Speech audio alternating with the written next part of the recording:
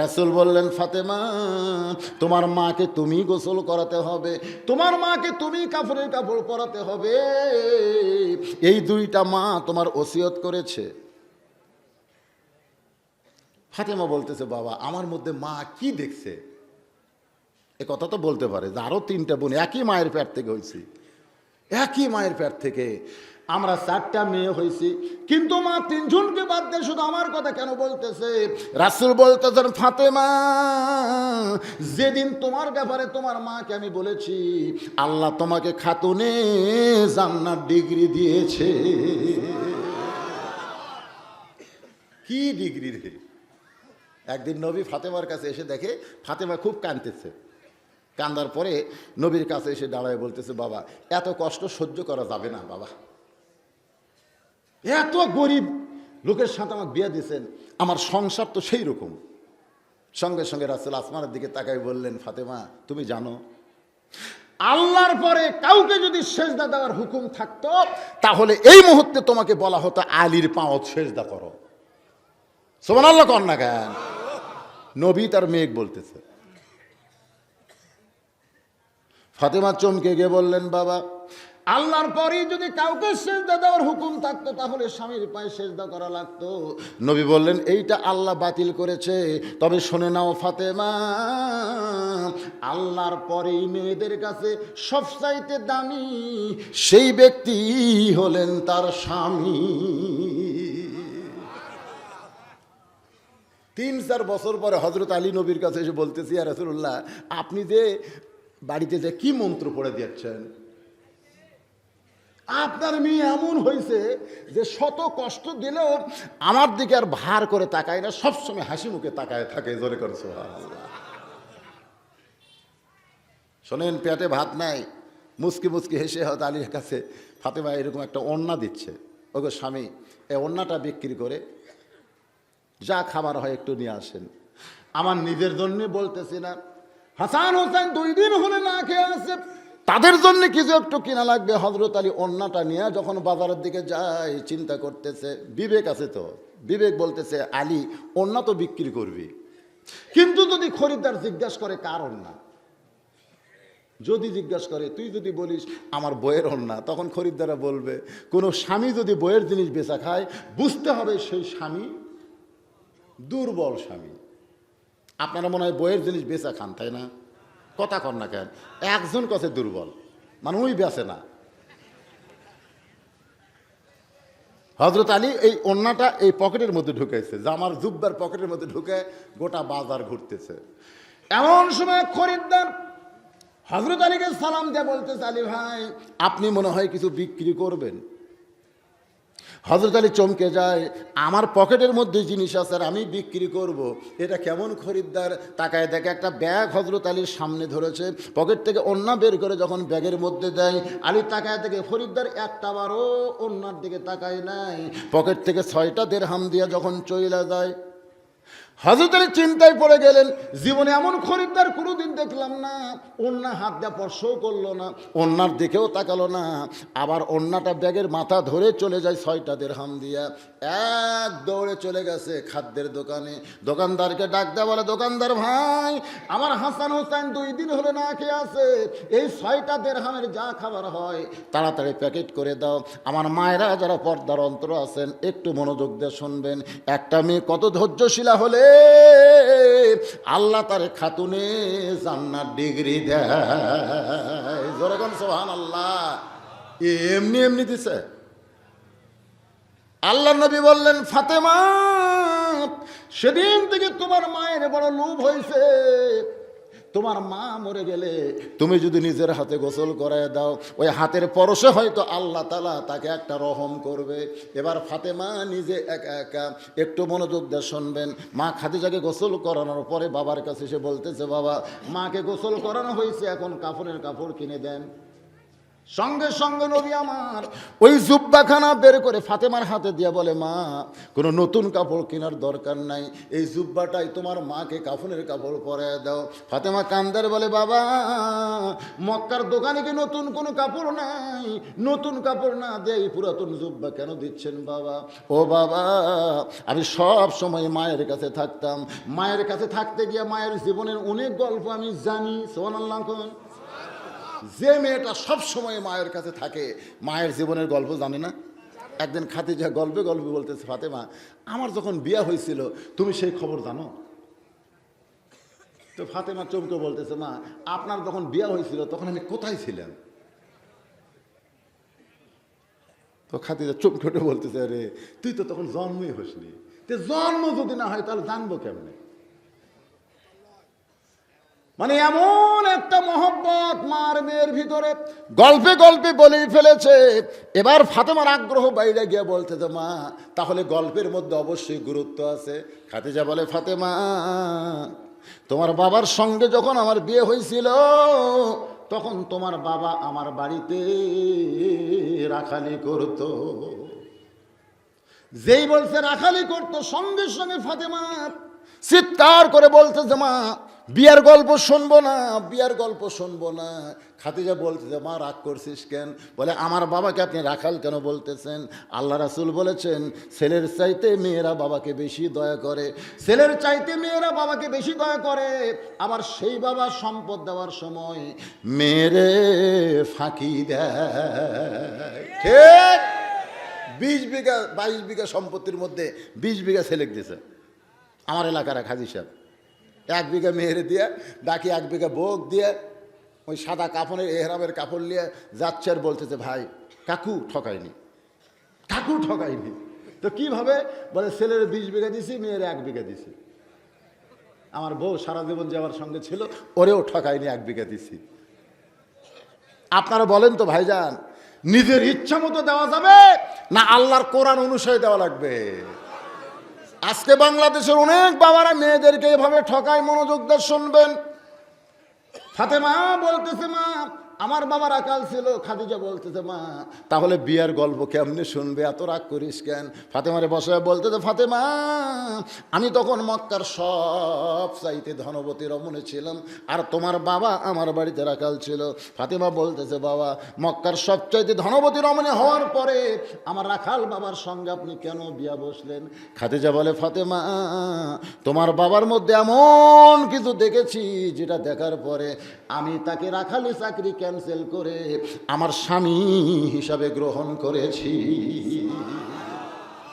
ফাতেমা বলে, বাবা আমার মা মক্কার সবচাইতে ধনবতী রমণী, আজকে মরে যাওয়ার সাথে সাথে আপনি তাকে ভুলে গেলেন। মক্কার দোকানে নতুন কোনো কাপড় না দিয়ে এই পুরাতন জুব্বা কেন দিবেন গো বাবা? আল্লাহ নবী বলেন, ফাতেমা এই জুব্বা আমি তোমার মাকে দিচ্ছি না, মা এই জুব্বা তোমার মা আমার কাছে চেয়েছে। ফাতেমা বলতেছে, বাবা তাহলে এই জুব্বার মাহাত্ম্য কি? আল্লাহ রাসূল বলতেছেন, এই জুব্বা দুনিয়ার সাধারণ কোনো জুব্বা নয়, এই জুব্বার সঙ্গে আল্লাহর কোরআনের সম্পর্ক। লিল্লাহি তাকবীর। যার সঙ্গে কোরআনের সম্পর্ক থাকে তার দাম বাড়ে না কমে? আমাদের বাংলাদেশে যাদের সাথে কোরআনের সম্পর্ক তাদের দাম কম না বেশি? বেশি। কি কয়? একই ছেলের মাস্টার 3 মাস্টার এক ছেলে পড়ায়, এরকম লোক নাই? ইংরেজি মাস্টারকে মাস গেলে 2000 টাকা দেয়, ওই ছেলের বাংলা অঙ্ক মাস্টারকে 1500 টাকা দেয়। ওই ছেলেকে মসজিদের ইমাম 3 মাস হলে আরবি পড়ায়, এখন পর্যন্ত বেতন নেই। একই ছেলের 3 মাস্টারের উপরে একই বাপ। চিন্তা করছেন? ইংরেজি মাস্টারকে মাসের তারিখ পড়তেই বেতন দেয়, বাংলা অঙ্ক একই অবস্থা। কিন্তু হুজুর সবচাইতে সহজ পড়ার নাম কি? আল্লাহর কোরআন। খালি ছেলের ভর্তি করে দেন, আপনি টেনশন করা লাগবে না, 1 মাস পরে এসে শুনবেন ওই কায়দা গোটাল পড়তে পারে। সুবহানাল্লাহ কর না কেন? 3 মাস পরে এখন ছেলে যখন বাপকে বলে, বাবা আমি নিজে নিজেই কোরআন পড়তে পারি, বাপ বলতেছে আমার হুজুরের কথা মনেই নাই। 3 মাস পরে হুজুরের কাছে গিয়ে এখন বলতেছে, হুজুর এত কষ্ট করে আমার ছেলেকে কোরআন শিক্ষা দিলেন, আমি শুনেছি আল্লাহর কোরআন শিক্ষা দিয়ে হাদিয়া নেওয়া জায়েজ নাই। হুজুর মনে মনে কয়, এটা তুই যেদিন প্রথম বাচ্চারে পড়াতে আইলাম সেদিন ফতুয়া দিলি তো লেটা চুকে যাইতো, 3 মাস পরে ফতুয়া দিলি। আজকে সাধারণ মানুষ হুজুরেকের উপর ফতুয়া মারতেছে। জোরে কোন কথা, ঠিক কথা কন না কেন? সাধারণ ব্যক্তি ফতুয়া মারতেছে হুজুরের উপরে। একটু মনোযোগ দিয়ে শুনবেন। আল্লাহ রাসূল বললেন, ফাতেমা এই জুব্বা সাধারণ কোনো জুব্বা নয় মা, এই জুব্বার সঙ্গে আল্লাহর কোরআনের সম্পর্ক রয়েছে। এই জুব্বা পরা অবস্থায় ফেরেশতা জিবরাইল আমার কাছে কোরআনের 5টা আয়াত নাজিল করেছে। ফেরেশতা জিবরাইল আমাকে বুকের মধ্যে চাইপা ধরেছে, সেই জন্য তোমার মা চেয়েছে এই জুব্বাটা তোমার মাকে কাফনের কাপড় পরায় দাও। এখন আপনাদের কাছে আমার প্রশ্ন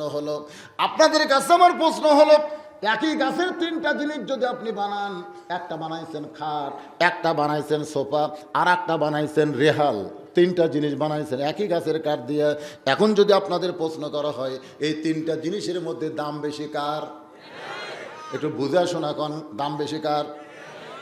সবাই একই কথা কয়। এখন যদি আপনাকে বলি ভাই রেহালটা নিয়ে খাটটা দেন তো, এক ধুলো দিবেন না, এটা মুখে মুখে বলতেছে রেহাল নিয়ে খাটটা দেন তো। তখন বলবেন না হুজুর রেহাল নিয়ে খাট দেওয়া যাবে না, তাহলে মুখে মুখে দাম কইলেন, অন্তরে কেন স্বীকার করলেন না? এখন আমরা বলবো খাটের দাম বেশি, সোফার দাম বেশি, কিন্তু রেহালের সম্মান বেশি। রেহালের সম্মান বেশি না কম? আপনি খাটে যখন ওঠেন, আপনার পা যদি খাটের ওপর পড়ে কোনোদিন চিন্তা হয়? সোফার উপরে বসেন, পাও তুলে, কোনো টেনশন আছে? কিন্তু রেহাল কোরআন শরীফ এরকম নিচ্ছেন, নেওয়ার সময় একটু টান দিচ্ছেন, রেহাল হঠাৎ আপনি কিন্তু ইচ্ছা করে না, হঠাৎ আপনার পায়ের কাছে পড়ে গেছে, আপনি তুলে 2টা চুমা খাচ্ছেন। রেহাল বলতে যে কেরে খাট, কেরে সোফা, একই গাছের মধ্যে ছিলাম, তোরকে খবর কি? আমি পায়ের কাছে পড়লি আমাকে তুলে চুমা খায়। খাট আর সোফা কান্দার বলে, ভাই তুই পায়ের কাছে পড়লে তোকে 2বার চুমা খেলো রে, আর আমাকে ওই পাও দিয়ে লাগতাই রে। তো বলতেছে তাহলে একই গাছের মধ্যে থাকলাম, তোদের লাত্তি খাওয়ার কপাল হলো আর আমার সুমা খাওয়ার কপাল কেন হয়? তখন খাট আর সোফা বলতেছে তোর সঙ্গে আল্লাহর কোরআনের সম্পর্ক আছে, কোরআনের সম্পর্ক থাকার কারণে তোর ভাগ্য হয়েছে সুমা খাওয়া, আর ওর সাথে সম্পর্ক না থাকার কারণে আমাকে ভাগ্য হচ্ছে লাত্তি খাওয়া। আজকে বাংলাদেশে মুসলমান দাবি করার পরে কোরআনের সঙ্গে যদি সম্পর্ক না রাখি, তাহলে ভারতে লাত্তি খাওয়া লাগবে, আমেরিকার লাত্তি খাওয়া লাগবে। জোরে কোন কথা কম না কেন? কি মনে করতেছেন? গতবার 300 টাকা পেঁয়াজের দাম কেন বাড়লো বুঝতেছেন না? আমরা যেদিন দেখলাম প্রধানমন্ত্রী 500 টন ইলিশ দিছে, পরের দিন থেকে পেঁয়াজের দাম বেড়ে গেছে। কেন? আমাদের সরকার ইলিশ দেয় আর ওরা পেঁয়াজ বন্ধ করে দিল, কারণ কি? অনেকে বলল ইলিশ পাক করবার গেলে যে পেঁয়াজ লাগবে, এই জন্য ভারত বন্ধ করছে। ইজা জা নাসরুল্লাহি ওয়াল ফাতহু, একটু মনোযোগ দিয়ে শুনবেন, একটা লাইন বাদ দিয়ে আমি কথা বলবো না। এবার ফাতেমা ওই জুব্বাটা নিয়ে মা খাদিজাকে পরাতে যাচ্ছে। ভাইজান মনটা একটু মনোযোগ দিয়ে শুনবেন। ওই জুব্বাটা পরাতে গেলেন, নবী কিন্তু ফাতেমার পিছনে পিছনে রওনা দিলেন। আল্লাহ নবী দরজায় গিয়ে থমকে দাঁড়ালেন, দরজা বন্ধ করলেন, ফাতেমা ঘরের মধ্যে ঢুকলো। এখন আপনাদের কাছে আমার প্রশ্ন হলো, নবী দরজায় দাঁড়িয়ে থাকলেন আর ফাতেমা ঘরের মধ্যে গেল, কারণ কি? কারণ হলো কোনো বউ যদি মারা যায়, স্বামী কিন্তু তাকে স্পর্শ করতেও পারবে না, আর স্বামী যদি মারা যায়, বউ তাকে ইচ্ছা করলে গোসল করাতে পারবে, ইচ্ছা করলে তাকে কাফনের কাপড় পরাতে পারবে। আমার কথা কি বুঝলেন? আমি যদি মরে যাই, আমার বউ আমাকে গোসল করাবার পারবে, আমাকে কাপড়ের কাপড় পরাতে পারবে, কিন্তু আমার বউ যদি মরে, কি কথা? এ মায়েরা যারা আছেন শোনেন, সকালবেলা যদি আমার বউ মরে, বিকেলবেলা যদি আমি বিয়ে করবার যাই, শরীয়ত আটকার পারবে না। আর যদি সকালবেলা আমি মরি, বিকেলবেলা আমার বউ বিয়ে বসতে পারবে না। এই জায়গায় আল্লাহ বলেছে আর রিজালু কাওয়ামুনা আলা নিসা, পুরুষরা একটু নারীদের উপরে থাকবে। তাহলে একটা জায়গা বলছে ভাই, যেখানে মা আছে, মায়ের পায়ের তলে সন্তানের জান্নাত। সুবহানাল্লাহ কোন না কেন? যেখানে মেয়ে আছে সেখানে রাসূল বলেছে, বাজার থেকে মিষ্টি যদি কিনো, মিষ্টির প্যাকেট খবরদার তোমার ছেলেকে না দিয়ে মেয়েকে দিও। বাজার থেকে মিষ্টি আনতেছেন, আসার পরে ছেলে মেয়ে দুটোই দৌড়াচ্ছে। মেয়ে কিন্তু মিষ্টির প্যাকেট লিবার দৌড়ে আসবি না, কিন্তু তারপরে যদি আসে আপনি প্যাকেটটা মেয়ের হাতে দিবেন। রাসূল বলেছেন খবরদার ওই ছেলের হাতে দান দিও না। মেয়ের হাতে মিষ্টি দিলেন, মিষ্টি প্যাকেট খুলে দেখে 6টা মিষ্টি। জোরে কোন কয়টা? 2টা বাপরে দিছে, 2টা ভাইরে দিছে, 2টার মারে দিছে। বাবা বলতেছে তুই যে ভাগ ভালোই করলি, 2টা তোর মারে দিলি, 2টা আমারে দিলি, 2টা তোর ভাইরে দিলি, তোর খবর কি? মেয়ে বলতেছে তোমরা খালি আমার খাওয়া বাবা, তোমরা খালি আমার খাওয়া। আর যদি ভুল করে ছেলের হাতে দেন, ছেলে কিন্তু 2 গোল্লা একবার মুখত দিবে আর 2টা হাত দিয়ে ধরে থাকবে। বাপ বলবে কে রে তুই একলাই খাচ্ছিস, আমাদের খবর কি? কে বাজারও তার মিষ্টি নেই, এত কম কেনেন কে?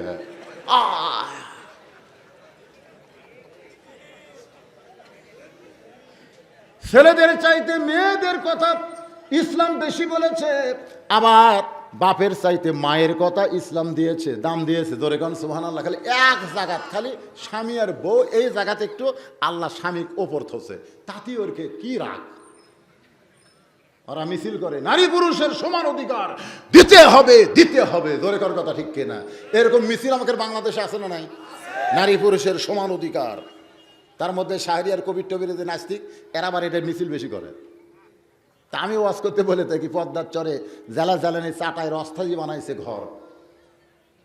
হঠাৎ একদিন উঠছে ঝড়, এত জোরে ঝড় উঠছে, ধুলাবালি খেলে উঠতেছে, তো দরজা খোলা যাচ্ছে না, জানলা খোলা যাচ্ছে না, খালি বালুজে। তো এখন জ্বালা বলতেছে পেশাব লাগছে গো, বউ বলতেছে ঝড় উঠছে, দরজা খোলা যাবে না, দরজা খুললে বালু আসা কিন্তু ঘরে একে শেষ। তো স্বামী বলতেছে তাহলে ঘরের কোনাত করি। বউ বলতেছে বড় মানুষ পেশাব করলে দুর্গন্ধ হবে। স্বামী কয় পেশাব লাগছে তাহলে কর্ম কি রে?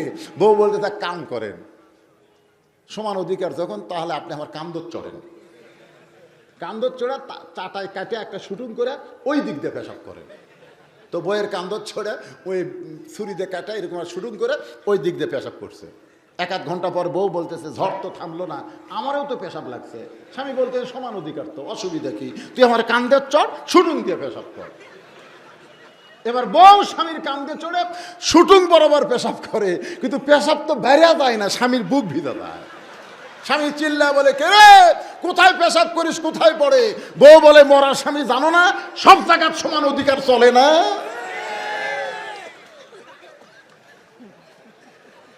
কি মনে করতেছে নবী দরজার দাঁড়িয়ে গেছে আর ফাতেমা ঘরের ভিতরে? আল্লাহর বান্দার একটু মনোযোগ দিয়ে শুনবেন, রাসূল দাঁড়িয়ে আছে দরজায় আর ফাতেমা ঘরের মধ্যে ঢুকলো, নবী দরজা বন্ধ করে দিলেন। কিছুক্ষণ পরে মা ফাতেমা ঘরের দরজা খুলতেছে, নবী তাকায় দেখে ফাতেমা মুস্কি মুস্কি হাসতেছে। আল্লাহ নবী চমকে গেলেন, যে মেয়েটা কাঁদতে কাঁদতে কাফনের কাফন নিয়ে ঢুকলো, জুব্বা নিয়ে ঢুকলো, আর সেই মেয়েটা হাসতে হাসতে দরজা খুললো। নবী চমকে গিয়ে বললেন ফাতেমা কাঁদতে কাঁদতে ঢুকলি মা, কিন্তু হাসতে হাসতে দরজা কেন খুললি? ফাতেমা বলতেছে বাবা কাঁদতে কাঁদতে কেন ঢুকলাম আপনি জানেন, হাসতে হাসতে কেন দরজা খুললাম আপনি জানেন? রাসূল বলতেছে আল্লাহর শপথ করে বলতেছি তুই কাঁদতে কাঁদতে ঢুকলি এটা আমি জানি, কারণ মেয়ে তার মাকে কাফনের কাপড় পরাবে, অবশ্যই কানবে, কিন্তু হাসতে হাসতে দরজা খুললে আমি নবী জানি না। এখান থেকে প্রমাণ হলো আমাদের নবী গায়েব জানে। জোরে কোন গায়েব জানে? হ্যাঁ, নবী বললেন যে কানতে কানতে তুমি ঢুকছো এটা আমি জানি, কারণ মেয়ে তার মাকে কাফনের কাপড় পরাবে, অবশ্যই কানবে, কিন্তু হাসতে হাসতে দরজা খুললা এটা আমি নবী জানি না। ফাতেমা বলতেছে বাবা এতদিন মনে করতাম আপনি বাইরেও জানেন ভিতরেও জানেন, কিন্তু আজকে দেখতেছি না। তাহলে নবী যদি গায়েব না জানে, আমাকে খাজা বাবা মনে হয় জানে নাকি? দয়াল বাবা, পীর বাবা, হায় হায়। আল্লাহ নবী বললেন ফাতেমা কি কারণে হাসতে হাসতে দরজা খুললি? ও মা তোর কাছ থেকে আমি নবী শুনতে চাই। মা ফাতেমা হাসতে হাসতে দরজা কেন খুললো কে শুনবে? আরো জোরে বলেন কে শুনবে? আল্লাহর নবী শুনবে।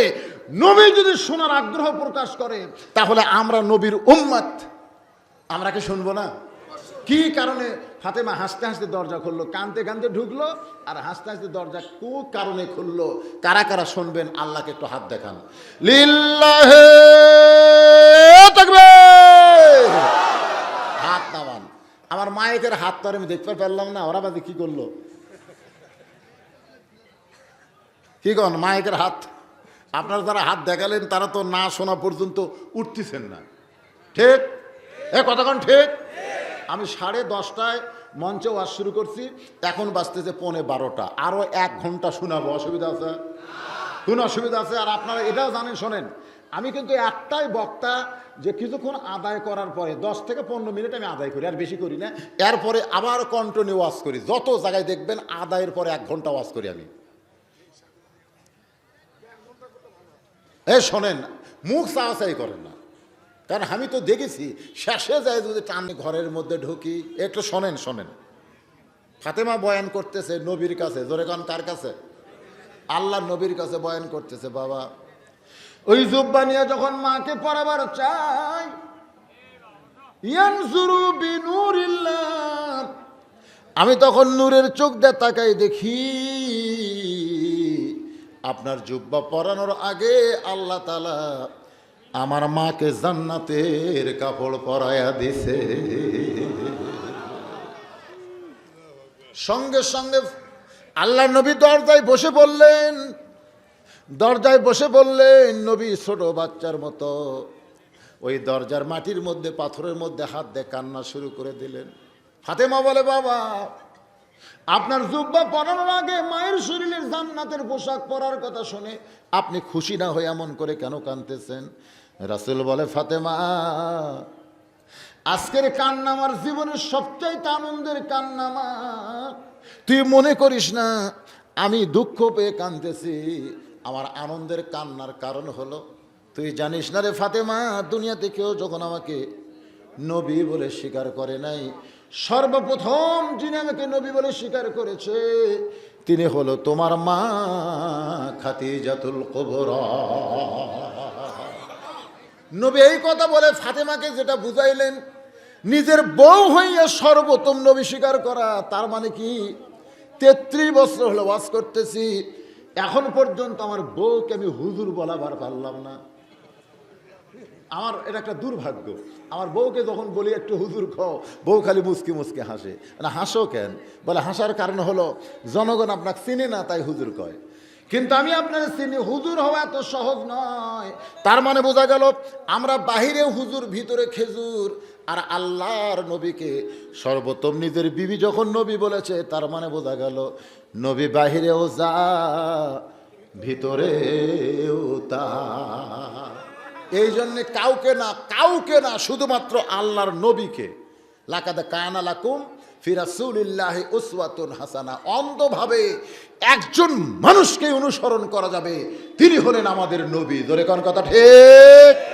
নবী ছাড়া অন্য কাউকে অন্ধভাবে আপনি অনুসরণ করতে পারবেন না। নগদ চকচকা টাকা বারে, এ টাকা কি দেওয়ার টাকা করে? হ্যাঁ, বাপের জন্য দোয়া চায়। 1000 টাকা সোহেল রানা নগদে করছে দান, আল্লাহ বাবার কবরকে জান্নাতের টুকরা বানায় দেন। বাজান গো, কবরে নামানোর সময় নবীর চোখ দিয়ে দর দর করে পানি পড়তেছে। আবু বকর বলে, ইয়া রাসূলুল্লাহ, আপনি যদি এমন করে কাঁদেন তাহলে আমরা কেমনে সহ্য করব? রাসূল বলে, আবু বকর, আজকে খাদিজাকে কবরে নামানোর সময় আমি কিন্তু নবী হিসাবে নামাইনি, কারণ পৃথিবীর সবচাইতে হতভাগ্য স্বামী হলাম আমি। এই খাদিজা যতদিন দুনিয়াতে ছিল, কোনোদিন দরজায় গিয়া তাকে খাদিজা বলে ডাকা লাগে নাই। সুবহানাল্লাহ কবেন না? আল্লাহ নবী বলেন, যতই রাত হোক, কারণ দাওয়াতের কাজ শেষ হওয়ার নির্দিষ্ট কোনো সময় নাই। কিন্তু আমরা যারা ওয়াজ করি, আমরা কিন্তু বউকে বলে আসি, আজকে রাত 2টার সময় আসবো, 3টার সময় আসবো। কারণ নওগাঁ জেলার মাহফিল হলে আমরা ওয়াজের শেষটা অনুমান করে বলতে পারি। কিন্তু পাবনা যখন যায়, প্রধান বক্তা তুলে দেয় রাত 12টার পরে, তাহলে আস্তে আস্তে ফজর হয়ে যায়। কথাটা বোঝেন বাজান? বিশেষ করে আবার বাগমারার মধ্যে যখন যাবেন, প্রধান বক্তা তুলে দেয় রাত 12টার পরে। এখন বউ শোনে কোথায় যাবেন, কয় নওগাঁর মান্দা। বউ জানে 2টার মধ্যে স্বামী চলে আসবে। 2টার সময় আর মোবাইলে কি দিয়ে থবে, এলান দিয়ে থবে। ধরে খান কথা ঠিক কিনা? এখন 2টার সময় যদি কোনোদিন যাবার না পারে, হাইরে গরম ভাই, কি রাত্রে কোন জায়গায় গেছিলেন, কি হঠাৎ তো বিপদ হতেও পারে, পারে কি পারে না, এত সচেতন থাকা যাবে? আল্লাহ নবী বলেছেন কখন কোন সময় আমি দরজায় আসি, এটা খাদিজাকে বলা হয় না, কারণ দাওয়াতের কাজ শেষ করে যত রাত্রি আসি না কেন আমি কোনোদিন দরজায় খাদিজা বলে ডাক দেই নাই, শুধুমাত্র দরজায় ডাকাইছি, সঙ্গে সঙ্গেই দরজা খুলে যায়। আল্লাহ নবী বলেন খাদিজা ডাক দেওয়ার আগে কেমনে দরজা খোলেন? খাদিজা বলে নবী গো, আপনি যখন দাওয়াতের কাজে বাইরে যাচ্ছেন তখন আমি দরজার ফাঁকের মধ্যে নাক লাগায় দাঁড়িয়ে থাকি, কারণ আপনি ঘুরবেন রাস্তায় রাস্তায় আর আমি খাদিজা আরামে বিছনায় ঘুম পারবো। এমন বিবি আমি না নিয়ত করেছি আপনাকে না ঘুমাইলে আমি খাদিজা কোনোদিন ঘুমাবো না। আপনি যখন দরজার কাছে আসেন আপনার দেহের একটা সুগন্ধ আছে, মেশক আম্বর, এই সুগন্ধ আমার নাকের মধ্যে ঢুকে যায়, আমি বুঝতে পারি আমার নবী আইছে। সুবহানাল্লাহ কোন নবীর সুগন্ধ হলো মেশক আম্বর। আর এখনকার কতকগুলো স্বামী, তাই বলে সবাই না, কতকগুলো স্বামী যখন ঘরের মধ্যে ঢোকে প্রত্যেক বউ কিন্তু নাক ধরে। সামনে তো চেয়ারম্যানকে নির্বাচন আসতেছে, হাই রে ভাই রে, এমনও লোক আছে এক রাতে 1 প্যাকেট করে বিড়ি খাবি, জোরে কোন কথা ঠিক কিনা? হঠাৎ যদি বউয়ের কাছে ঢোকে বউ তো মনে করবে এটা মানুষ না, এটা একটা পাঁটা ঢুকতেছে, জোরে কোন কথা ঠিক কিনা? কিরে, এই জন্য আল্লাহ নবী বলেছেন, শোনেন এতে শোনেন, এই সুন্নতটা পালন করবেন, এটা খুব ভালো। আপনি যখন বউ নিয়ে রাত্রে ঘুমাবেন, স্বামী স্ত্রী 2জন মেসাক করা সুন্নত, একের সেই রকম মেসাক করবেন, যা খাচ্ছেন খাচ্ছেন কোনো দুর্গন্ধ যেন মুখত না থাকে, কারণ সেক্স এটা আল্লাহ রাসূলের সুন্নত। সুবহানাল্লাহ কোন না কেন? কি কোল বালুস বুকের মধ্যে চাপে লাও সুন্নত, কোল বালুস চাপে ধরে সুন্নত। হুন্না লিবাসুল লাকুম ওয়া আনতুম লিবাসুল লাহুন্না, এটা কি আমার কথা না কোরআনের কথা? কি এই আয়াতের বাংলা কি? এই আয়াতের বাংলা হলো স্বামী হলো বিবির পোশাক, বিবি হলো স্বামীর পোশাক। সুবহানাল্লাহ কোন? আবার ঘুম থেকে যখন চেতন পাবেন তখন স্বামী স্ত্রী 2জন মিসওয়াক করবেন, মুখের দুর্গন্ধ, বইয়ের থাকলে স্বামীর কষ্ট হয়, আবার স্বামীর থাকলেও বইয়ের কষ্ট হয় কি হয় না? আর যারা বিড়ি খায় এদেরকে খালি মুখের দুর্গন্ধ হয় না, এদের কাপড় চোপড় পর্যন্ত দুর্গন্ধ হয়ে যায়। 100 টাকা দিয়ে দোয়া, এটা আবার প্রকাশ্যে কোয়া লাগবে, এই ও আজের মধ্যে হাত মারে, এটা 100 টাকার দোয়া প্রকাশ্যে হয়, 10,000 টাকা দেন, 100 টাকার দোয়া গোপনে হবে। হ্যাঁ, 100 টাকার দোয়াগুলো সব স্লিপ নিয়ে দেন, অনেক টাকা দেখেন স্লিপের গাদি হয়ে গেছে, অনেক টাকা আল্লাহর রাস্তায় আপনারা দান করছেন, মাদ্রাসা হবে ইনশাআল্লাহ। কি মনে হয় হবে না? হ্যাঁ ইনশাআল্লাহ হয়ে যাবে।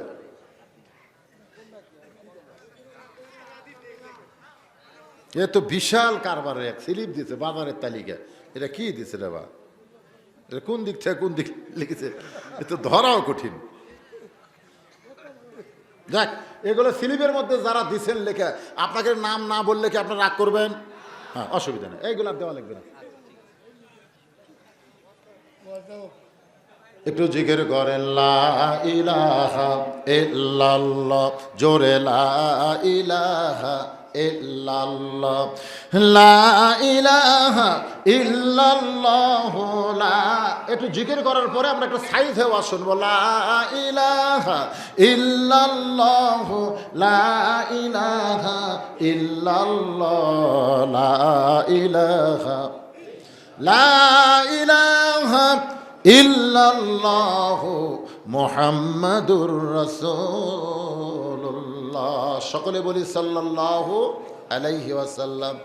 হুজুর আপনি না ঘুমাইলে আমি কোনোদিন খাদিজা ঘুমাবো না। রাসূল কান্দে বলে, আবু বকর আমি না ঘুমাইলে খাদিজা কোনোদিন ঘুমাবে না। আজকে সেই খাদিজা ঘুমায় গেছে, আমার মন চাইলেও আমি খাদিজার সঙ্গে ঘুমাতে পারবো। আল্লাহর বান্দার একটু শোনেন, যতদিন মা খাদিজা দুনিয়াতে জীবিত ছিলেন ততদিন রাসূল দ্বিতীয় কোনো বিয়ে করেন নাই। মা খাদিজার কবরে মাটি দেওয়ার পরে সমস্ত সাহাবীরা যখন কবর থেকে চলে যাচ্ছে, বাগান আমাদের কবরে মাটি দেওয়ার পরে যখন কবর থেকে চলে যাবে, কিতাবের মধ্যে আছে 40 গজ পর্যন্ত যখন মাটি দেওয়ার লোকগুলো চলে যাবে, এমন সময় আল্লাহ দুইটা ফেরেশতা পাঠাবে। আর একবার বলেন দুই ফেরেশতার নাম কি? এই নামগুলা খেয়াল করুন। জান কবজ করবে তার নাম কি? আরো জোরে কোন? আজরাইল। দুই কাঁধে দুটো ফেরেশতা আছে, তার নাম কি? কেরামান কাতিবিন। আর কবরের মধ্যে যে দুইটা সওয়াল জবাব করবে তাদের নাম কি? মুনকার নাকির। এগুলা খেয়াল রাখলে কি অসুবিধা আছে? হ্যাঁ হ্যাঁ। তো এখন অনেকে মনে করতে যে হুজুর আপনারা সারা জীবন ওয়াজ করলেন, কবরে তিনটা প্রশ্ন করবে, মান রব্বুকা, রব হচ্ছে আল্লাহ, অমা দিনুকা দিন ইসলাম, অমার নাবিকা হল মোহাম্মদ সাল্লাল্লাহু আলাইহি ওয়াসাল্লাম। এটা আমরা কেন হুজুর, হিন্দুরাও কবর পারবে?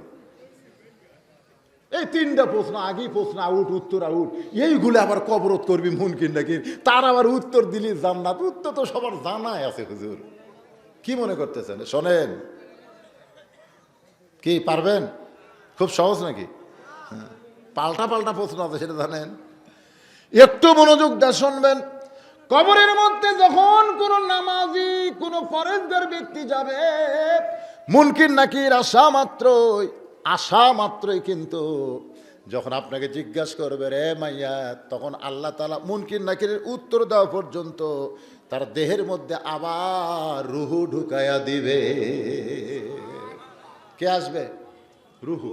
ওদের একটা কথা নাই, পঞ্চআত্মা পঞ্চরুহু, হিসাবেতে দেখা যায় একেতে দুইয়েরই জনম, পরমাত্মার মরণ নাই। কে বলে মানুষ মরে, মানুষ মরিলে তবে বিচার হবে কার? কথাটা বুঝলেন না? মরেই গেছি, তোর প্রশ্ন কাক করবে? একটু মনোযোগ দিয়ে শুনবেন, দেহের মধ্যে আবার রুহু চলে আসবে। এবার মুনকির নাকির বলবে বসো। এক নম্বর প্রশ্ন হলো মান রব্বুকা। যখনই প্রশ্ন করবে সঙ্গে সঙ্গে নামাজ খাড়া হয়ে যাবে। আপনি সারা জীবন যে 5 ওয়াক্ত নামাজ পড়েছেন, আজান দেওয়ার পরে আপনি ফজর আজান শুনছেন, ল্যাপক লাগতে পারছেন, এরকম লোক নাই?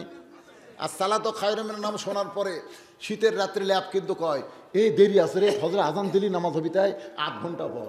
এই 8 ঘন্টা তার বুঝাইছে, ওরা কিন্তু এমন এক ঘুম দিছে।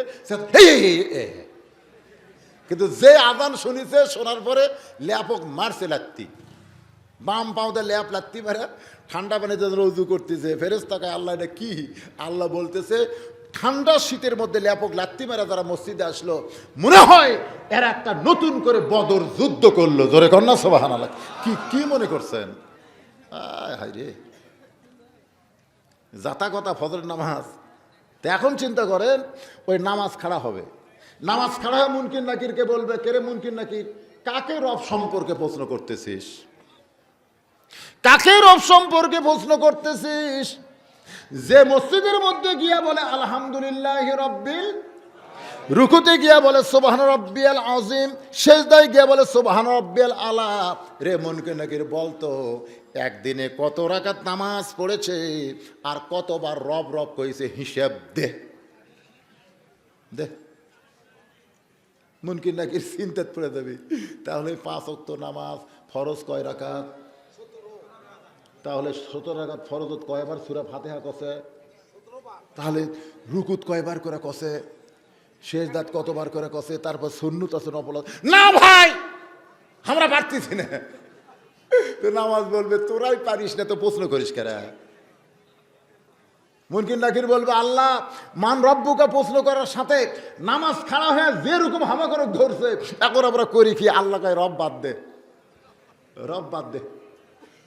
কারণ যে ব্যক্তি নামাজ পড়েছে বারবার রব্বিয়াল আলা রব্বিয়াল আযীম আলহামদুলিল্লাহ রব্বিল আলামিন বারবার বলার কারণে আর রব সম্পর্কে প্রশ্ন করার দরকার কি? ওই রবকে সঙ্গে নিয়েই কবরে শোতে। সুবহানাল্লাহ। এবার প্রশ্ন, এই শোনেন, যারা বেনামাজি ওরা কিন্তু আটকে যাবেন ভাই। এশার মাগরিব নামাজ কারা পড়েননি সেটা আমার জানার প্রশ্ন না। প্রশ্ন হলো ফজরের নামাজ কারা কারা পড়বেন না? আপনি বলতেছি তাই?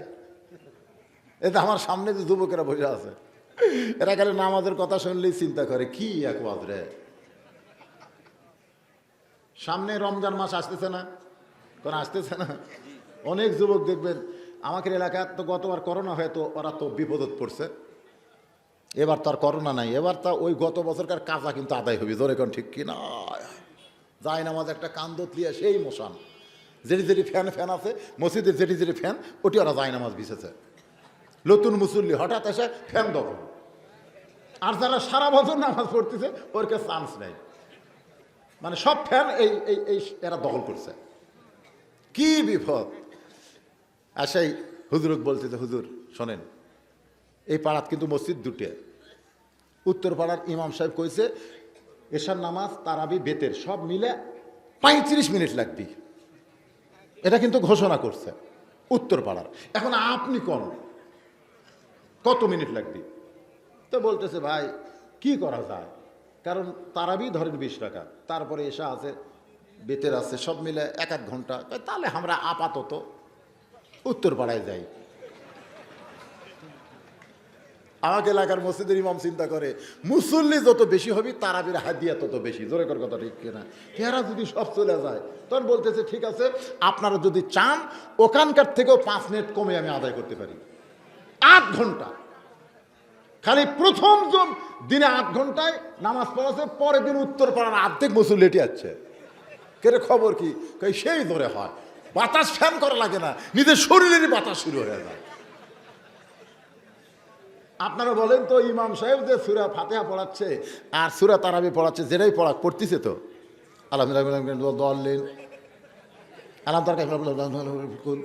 মানে এত জোরে পড়ছে, 2 কান্দের 2 ফেরেশতা কলম ডাবা বাড়ি পারেনি, কেন এইভাবে খাড়া করে তুলছে।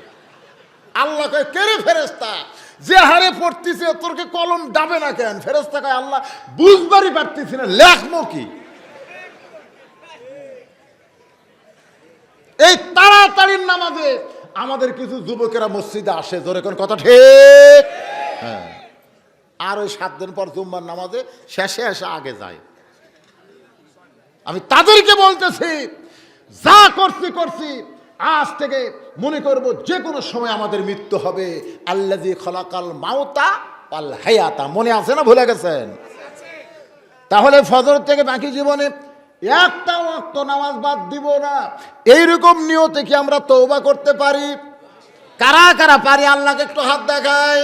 লিল্লাহি তাকবীর, হাত নামান। আজকে লতিফিয়া কি রে, কি হলো রে?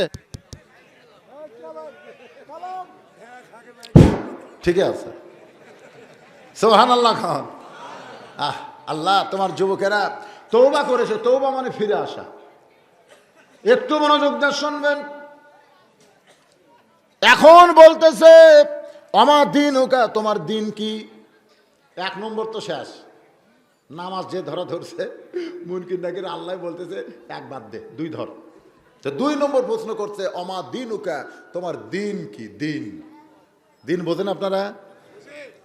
অমাইয়াবতাগি গায়রাল ইসলাম দীনান ফালাই ইউকবালা মিনহু ইন্নাদ-দীনা ইনদাল্লাহিল ইসলাম। এই দিন সম্পর্কে প্রশ্ন করবে, অমা দীনুকা, তোমার দিন কি? সঙ্গে সঙ্গে শোনেন, ওই যাই শুয়ে আছে কবরত, এই তো মশান দিয়ে আছে। ইসলামী আন্দোলন বোঝেন? ইসলামী আন্দোলন খাড়া হয়ে গেছে, খাড়া হয়ে বলতেছে এই মুনকির নাকির, কাকে দিন সম্পর্কে প্রশ্ন করলে? আল্লাহর দিন দুনিয়াতে গালিব করার জন্য 11 বার জেল খাটছে। কয়বার? কথা কন, কয়বার? চোর না, ডাকাত না, বাটপার না, পুলিশে কি খুঁজিছে? বাপ পর্যন্ত ডাক দেখা, এই এই আমার গ্রামিকার ছেলে নাই, আমার গ্রামিকার ছেলে নাই, একটা ছেলে পুলিশ ধরবার আসে না, তোক ধরবার আসে কেন? তুই তো 5 ওয়াক্ত নামাজ পড়িস, তুই তো চেহারা সুরত ভালো, তুই তো সত্য কথা কস, তো তোক পুলিশ খোঁজে কে? তখন বলতেছে বাবা রাগ করছেন, আপনি যদি রাগ করেন তাহলে আমরা যাবো কোথায়? বাপ চোখের পানি বের করে বলে আমি রাগ করি নাই, আমি রাগ করি নাই বাজান, তুই ভালো মানুষ, তুই ভালো ছেলে, তারপরে তোকে পুলিশ খোঁজে কেন? ছেলে বলতেছে বাবা মুসলমান হিসাবে দুনিয়াতে বাঁচতে চাই, দুনিয়াতে মুসলমান হিসাবে বাঁচতে গেলে ইসলামকে প্রতিষ্ঠা না করা পর্যন্ত বাঁচার কোনো উপায় নাই। ও বাবা, শুধুমাত্র দ্বীন ইসলামকে দুনিয়াতে গালিব করার জন্য আমি আল্লাহর দল করি, আর আল্লাহর দল করার কারণে পুলিশ আমাকে খোঁজে, কারণ এই পুলিশগুলো বাতিল শক্তি পাহারা দেয়। তখন ওই ইসলামী আন্দোলন মূর্ত ব্যক্তির এরকম হাত ধরবে, মুনকির নাকিরকে বলবি, দেখ এই দেখ এই দেখ, দেখছিস এটি গুটি হচ্ছে, এটা ফাঁকা, তোকে আমরা তো জানি না। খালি দিন প্রচারের জন্যে এই দুই হাত বান্ধাতে ভিতরে খুঁটি দিয়ে রিমান্ডে নিয়েছিল এই দিনের জন্যে, এই দিনের জন্যে বাড়িতে থাকতে পারে নাই, আলুর বাগুনের মধ্যে থাকা লাগছে। এই দিন প্রচারের জন্য কত নির্যাতন সহ্য করেছে, এরপরেও দিন সম্পর্কে প্রশ্ন করতেছিস কেন? মুনকির নাকির বলে, মাবুদ তোমার বান্দাকে দিন সম্পর্কে প্রশ্ন করতে গেলে ইসলামী আন্দোলন যেভাবে ধরেছে এখন করব কি?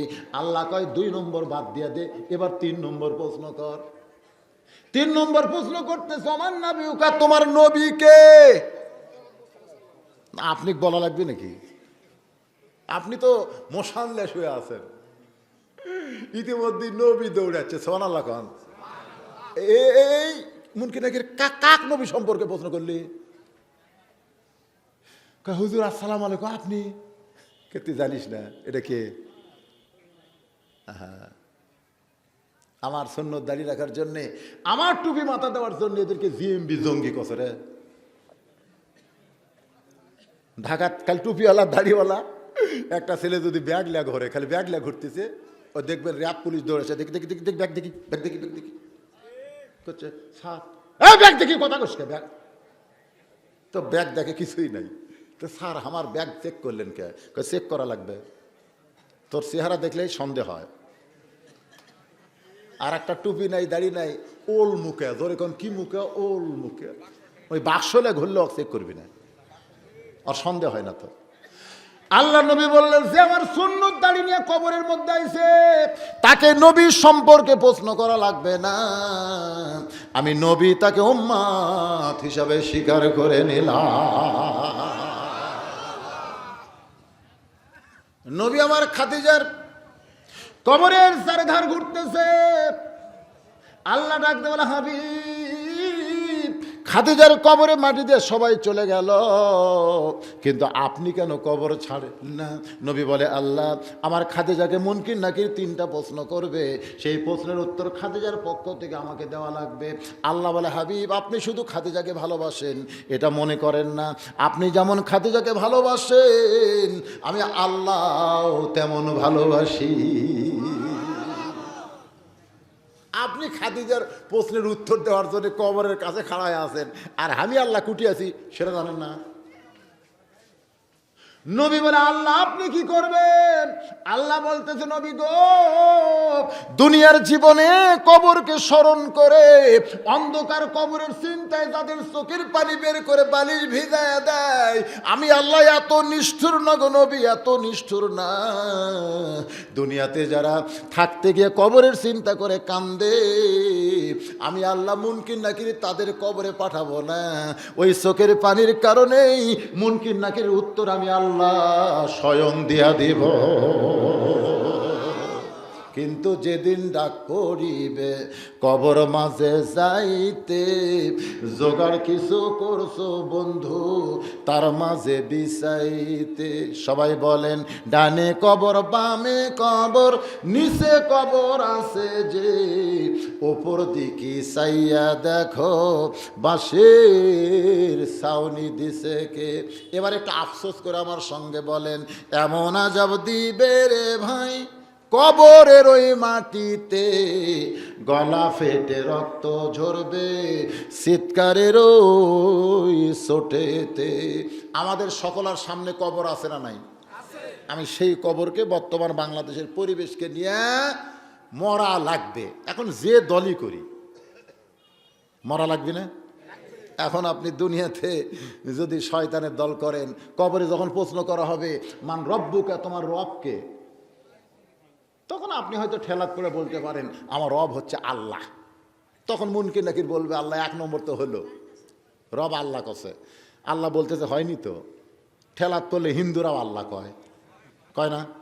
কথা কয় কি? আমার ওয়াজ আপনার শরীর নাই। কাজীপুর পৌরসভার মধ্যে আমার গাড়ি রেখে যমুনার ওই পার মাজনা বাড়ি আমার মাহফিল।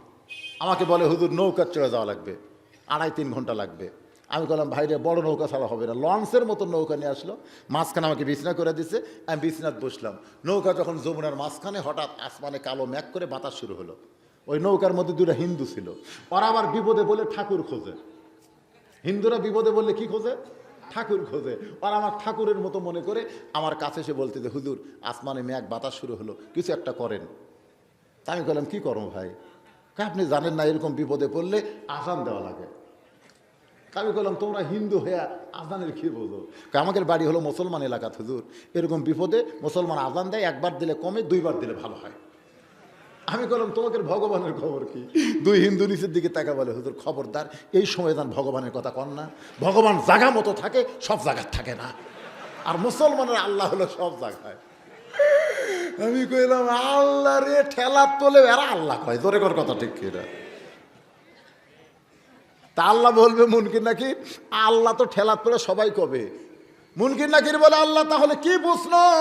এবার আল্লাহ বলবে রে মুনকির নাকির তাকে প্রশ্ন কর, রব যদি তোর আল্লাহ হয় তাহলে বাংলাদেশে আইন মানছিস কার? না প্রশ্ন করবে তাহলে রব যদি আল্লাহ হয় তো রাস্তার কোন সাইড দিয়ে হাঁটছিস? তো হচ্ছে বাম সাইড দিয়ে। তো আল্লাহ রবের হুকুম কি? ডান সাইড। তো তুই বাম সাইড হাঁটলি কেন? রব যদি তোর আল্লাহ হয় আইন মানছিস কার? আল্লাহর মানছেন? মানছেন? তখন বোবা হয়ে থাকা লাগবে। কি ও কি? এই শোন, তুই আল্লাহর আইন হয়তো মানবার পারিস নি, কিন্তু আল্লাহর আইন মানার জন্য যে চেষ্টা করা লাগবে সেই দল করছো। কয় না ওরকম আমরা গাইলেছি রাজাকার কয়া জঙ্গি কয়া বলবে দিকে, ও তুই আল্লাহর দলও করিস নি, দলগুলা গাইলেছু, আর এখন ঠেলাত পড়ে আল্লাহ করছো লাগা বাড়ি। লাগা বাড়ি আপনার কোন ওটি লাগানোর মতো 2টা ফেরেস্তা থাকবি না? একটার চোখ নাই, একটার কান নাই, খালি সমানে বসাবি ভাই। যদি ফুলগুলো হয় অভিমানে ঝরে যায়, আমি মালা গেথে বলো কারে পরাবো। একটা গান আছে না? না সে যে যখন তখন মোরে করে জ্বালাতন, এবার আসুক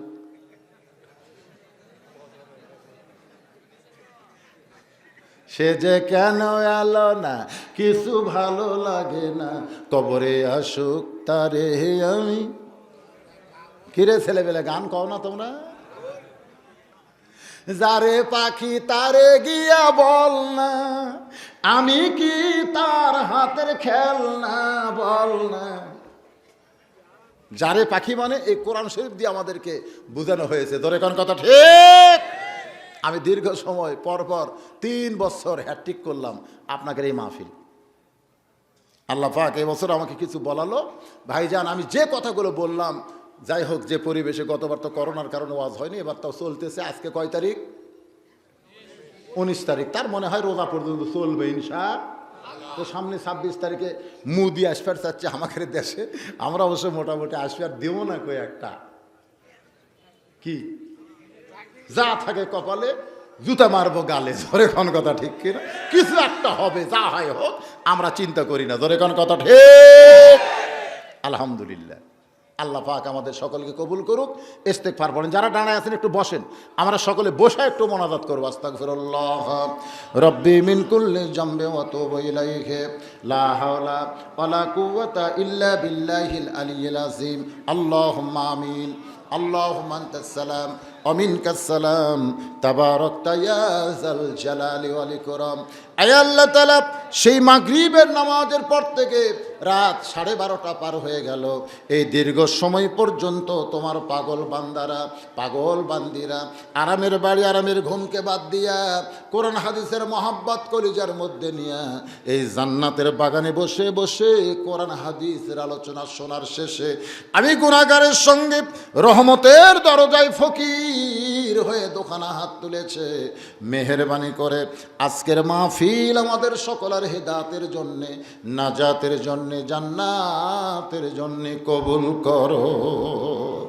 এই মাহফিলের শুরু থেকে শেষ পর্যন্ত যত আলোচনা হয়েছে, এর মধ্যে যদি ত্রুটি হয়, ভুল হয়, মাফ করে দিও। এর যা হাদিয়া মঞ্জুর করো। সোনার মদিনায় নবী পাকের রওজা মুবারকে আল্লাহ কবুল করে নিও। তামাম আম্বিয়াই কেরাম, আসহাবে কেরাম, তাবিনে কেরাম, তাবিনে কেরাম, তামাম পৃথিবীর মাটির নিচে যত মুমিন মুমিনা আছে আল্লাহ সকলের আরওয়াহ পরে হাদিয়া কবুল করো। ও মাবুদ, আমরা যারা হাত তুলেছি, আমাদের জনম দুঃখনী মা, কি বলবো প্রসবের কথা, মা বিনে সেই ব্যথা কেউ তো বুঝিবে না। মাজন ঠেকিয়া সন্তানের দায়, ওয়াকালে মা মারা যায়। ঠেকিয়া সন্তানের দায়, ওয়াকালে মা মারা যায়। কেন সে মায়ের জন্যে দোয়া করবা না? এমন দরদি ভবে কেউ হবে না আমার মা গো। আমি বহুদিন আমার বউকে বলেছিলাম, ওয়াজ করে বাড়ি আসবো, তুমি চেতন থেকে। আমার বউরে কোনোদিন চেতন পাইলাম না। আমার মা যেই ঘরে ঘুমাই, ওই ঘরের জানলার পাশ দিয়ে হেঁটে যায়। মা আমার জুতার শব্দে বলে, বাজান আমি এখনো ঘুমাই রে। এই দরদের মা, এই দরদের মা কবরে গেছে।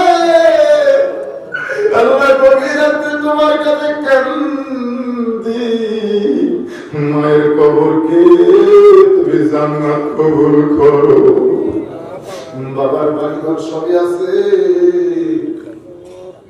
আমি সব, আমরা যারা বাবা হারাইতে হয়ে গেছি, খাই রে নিজে বাবা, খাই রে বাবা। কোনদিন ভালো বিছনায় ঘুমায় না, বাবা মাটির বিছনায় শুয়ে ছেলে খাট বানায় দিছে। ছেলের ভবিষ্যৎ ভালো হওয়ার জন্য বাবা না খাইয়া ছেলের লেখাপড়া করে। আজকে সেই বাবা যাদের কবরে গেছে আল্লাহ, আমি সব, আমরা যারা বাবা হারাইতে হয়ে গেছি, মেহেরবানি করে বাবার কবর জান্নাতের টুকরা বানায় দাও আল্লাহ। আমাদের দাদা দাদি, নানা নানা, আত্মীয় স্বজন, শ্বশুর শাশুড়ি যাদের কবরে গেছে আল্লাহ মাফ করে দাও আল্লাহ। এই লতিফিয়া মাদ্রাসাকে কিয়ামত পর্যন্ত কবুল করো। এই মাদ্রাসায় জায়গা দিয়া, মাদ্রাসায় জমি দিয়া, টাকা পয়সা দিয়া মাদ্রাসা তৈরি করে আল্লাহ তোমার দরবারে হাত তুলেছি, মাগো কিয়ামত পর্যন্ত কবুল করে নাও। আজকে মাদ্রাসার জন্য নগদে বাকিতে অনেক দান করেছে আল্লাহ। সকলের দানগুলোকে আল্লাহ তুমি জান্নাতের বিনিময় হিসাবে কবুল করে নাও আল্লাহ। আমার মা বোনের যারা পর্দায় আছে, আমি সালিহা পর্দা নিজে কবুল করে, মা ফাতেমার চরিত্র দান করে, খাদিজার সঙ্গে জান্নাত দিও আল্লাহ। আমাদের মধ্যে আমরা যারা অসুস্থ আছি আল্লাহ সুস্থ করে দাও, অভাবকে মোচন করে দাও। মাঠের ময়দানে যে ফসলগুলো আছে আল্লাহ, আসমানের বেলা আসমানে, জমিনের বেলা জমিনে ডাবায় দেয়া ফসলগুলো সুন্দরভাবে আল্লাহ তোমার বান্দা বান্দির বাড়িতে আনার তৌফিক দিয়ে দাও আল্লাহ। একটা মিনিট শুধু নিজের জন্য একটু আল্লাহকে বলেন, কত মানুষের জানাজার নামাজ আমরা পড়েছি, এই দুই হাতে কত কবরে আমরা মাটি দিয়েছি। একদিন মসজিদের খাট নিয়ে আমার বাড়ির আঙ্গিনায় চলে আসবে, বড়ই পাতার গরম পানি দিয়ে আমাদের গোসল করানো হবে। রঙিন কাপড় খসায়া, সাদা কাপড়ের কাপড় দিয়া চকলেটের মতো আমাকে মোড়ে ফেলবে, মরে যাব।